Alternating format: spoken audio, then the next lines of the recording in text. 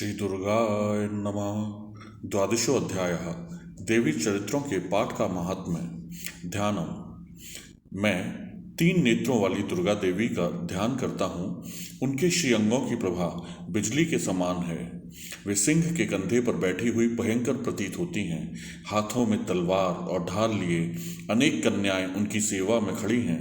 वे अपने हाथों में चक्र, गदा, तलवार, ढाल, बाण, धनुष, पाश और तर्जनी मुद्रा धारण किए हुए हैं। उनका स्वरूप अग्निमय है तथा वे माथे पर चंद्रमा का मुकुट धारण करते हैं। देवी बोली, देवताओं, जो एकाग्र चित्त होकर प्रतिदिन इन स्तुतियों से मेरा स्तवन करेगा, उसकी सारी बाधा मैं निश्चय ही दूर कर दूंगी। जो मधुकैटभ का नाश, महिषासुर का वध तथा शुंभ निशुंभ के संहार के प्रसंग का पाठ करेंगे तथा अष्टमी, चतुर्दशी और नवमी को भी जो एकाग्रचित्त हो भक्तिपूर्वक मेरे उत्तम महात्म्य का श्रवण करेंगे, उन्हें कोई पाप नहीं छू सकेगा। उन पर पाप जनित आपत्तियां भी नहीं आएंगी। उनके घर में कभी दरिद्रता नहीं होगी तथा उनको कभी प्रेमीजनों के विछोह का कष्ट भी नहीं भोगना पड़ेगा। इतना ही नहीं, उन्हें शत्रु से, लुटेरों से, राजा से, शस्त्र से, अग्नि से तथा जल की राशि से भी कभी भय नहीं होगा। इसलिए सबको एकाग्रचित्त होकर भक्तिपूर्वक मेरे इस महात्म्य को सदा पढ़ना और सुनना चाहिए। यह परम कल्याणकारक है।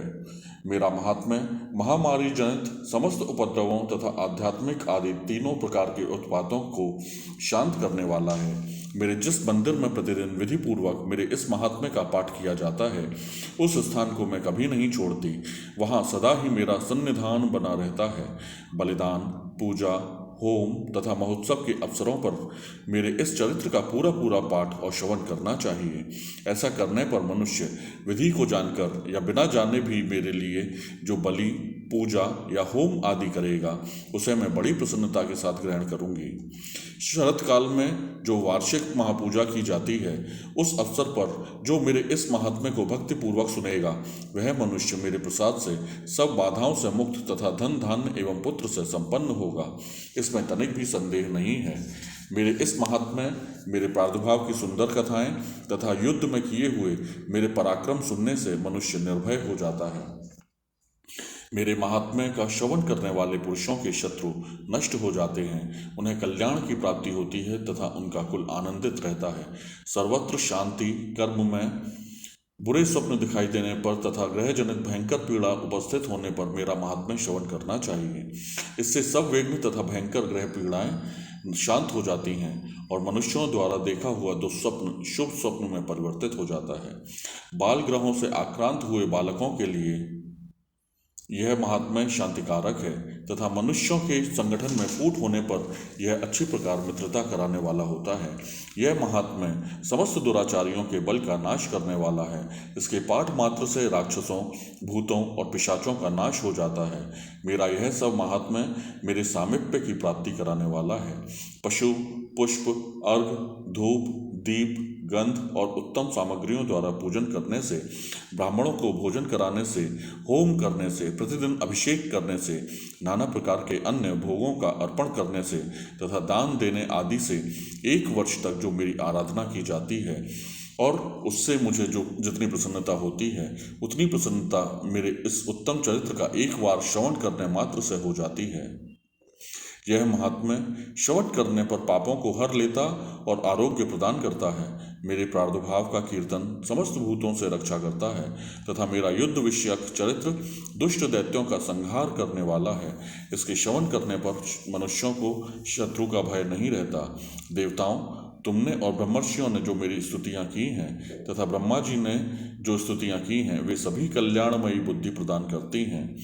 वन में, सूने मार्ग में अथवा दावानल से घिर जाने पर, निर्जन स्थान में लुटेरों के दाव में पड़ जाने पर या शत्रुओं से पकड़े जाने पर अथवा जंगल में सिंह, व्याघ्र या जंगली हाथियों के पीछा करने पर, कुपित राजा के आदेश से वध या बंधन के स्थान में ले जाए जाने पर अथवा महासागर में नाव पर बैठने के बाद भारी तूफान से नाव के डगमग होने पर और अत्यंत भयंकर युद्ध में शस्त्रों का प्रहार होने पर अथवा वेदना से पीड़ित होने पर कि किम बहुना सभी भयानक बाधाओं के उपस्थित होने पर जो मेरे इस चरित्र का स्मरण करता है वह मनुष्य संकट से मुक्त हो जाता है। मेरे प्रभाव से सिंह आदि हिंसक जंतु नष्ट हो जाते हैं तथा लुटेरे और शत्रु भी मेरे चरित्र का स्मरण करने वाले पुरुष से दूर भागते हैं। ऋषि कहते हैं, यों कहकर प्रचंड पराक्रम वाली भगवती चंडिका सब देवताओं के देखते देखते वहीं अंतर्धान हो गई। फिर समस्त देवता भी शत्रुओं के मारे जाने से निर्भय हो पहले की ही भांति यज्ञ भाग का उपभोग करते हुए अपने अपने अधिकार का पालन करने लगे। संसार का विध्वंस करने वाले भयंकर महाभयंकर अतुल पराक्रमी देव शत्रु शुंभ तथा महाबली निशुंभ के युद्ध में देवी द्वारा मारे जाने पर शेष दैत्य पाताल लोक में चले आए। राजन, इस प्रकार भगवती अंबिका देवी नित्य होती हुई भी पुनः पुनः प्रकट होकर जगत की रक्षा करती हैं। वे ही इस विश्व को मोहित करती, वे ही जगत को जन्म देती तथा वे ही प्रार्थना करने पर संतुष्ट हो विज्ञान एवं समृद्धि प्रदान करती हैं। राजन, महाप्रलय के समय महामारी का स्वरूप धारण करने वाली वे महाकाली ही इस समस्त ब्रह्मांड में व्याप्त हैं। वे ही समय समय पर महामारी होती और वे ही स्वयं अजन्मा होती हुई भी सृष्टि के रूप में प्रकट होती हैं। वे सनातनी देवी ही समयानुसार संपूर्ण भूतों की रक्षा करती हैं। मनुष्यों के अभ्युदय के समय वे ही घर में लक्ष्मी के रूप में स्थित हो उन्नति प्रदान करती हैं और वे ही अभाव के समय दरिद्रता बनकर विनाश का कारण होती हैं। पुष्प, धूप और गंध आदि से पूजन करके उनकी स्तुति करने पर वे धन, पुत्र, धार्मिक बुद्धि तथा उत्तम गति प्रदान करती हैं। श्री दुर्गाय नमः।